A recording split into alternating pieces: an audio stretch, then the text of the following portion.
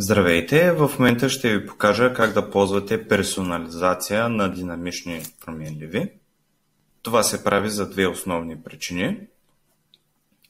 Първата е, за да можете да променяте глобално даден текст, също така и да персонализирате дадена страница. Как се прави това? Идвате от настройки, след което на Personalization. И от тук имаме няколко системно зададени променливи. Също така може да добавим. Как се добавят? Ето този бутон натискаме. Тук въвеждаме самото име на персонализацията. Даваме Save. И това е самия таг. А за да въведем какво да има в този таг, пишем отдолу. Ако искаме, примерно, името на компанията ни да го пише,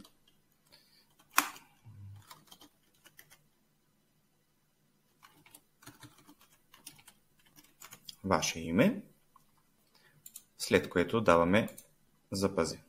Също така може и да сложим и друг таг, който да е вашия имейл адрес. Също така даваме запис и тук пишем съответният имейл.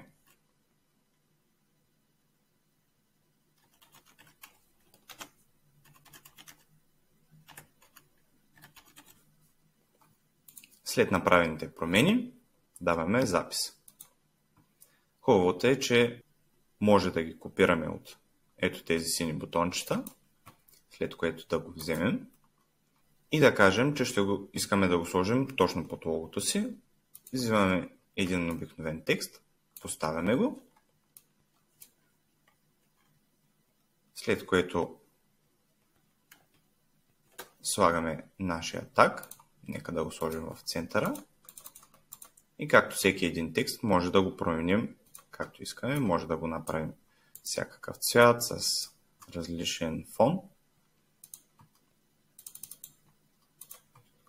Го направих ето така. Също се отнася и за имейла.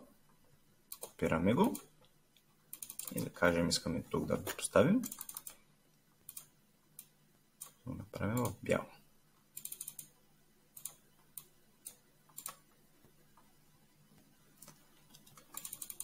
Ако искаме, може и да го вземем и да го поставим и в някаква контактна форма. Просто го поставяме. Също и за името.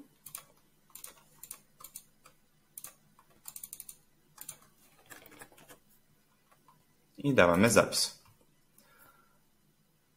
Когато сте в самия билдър, ще ви излиза по този начин, а когато отворите самата страница, ето, тук ще ви се изписва имейл, а вашето име.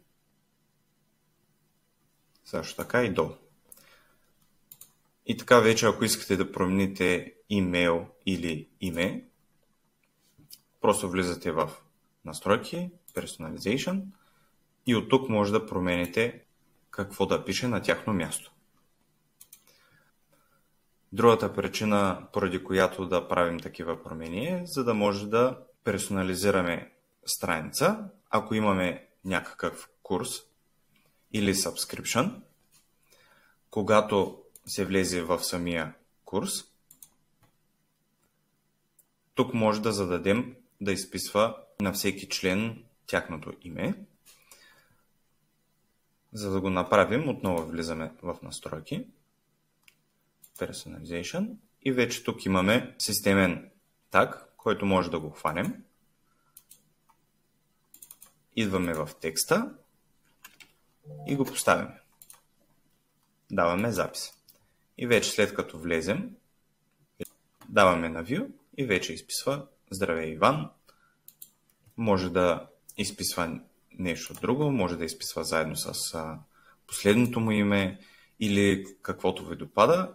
Просто добавяте, копирате и слагате като текст. Това е.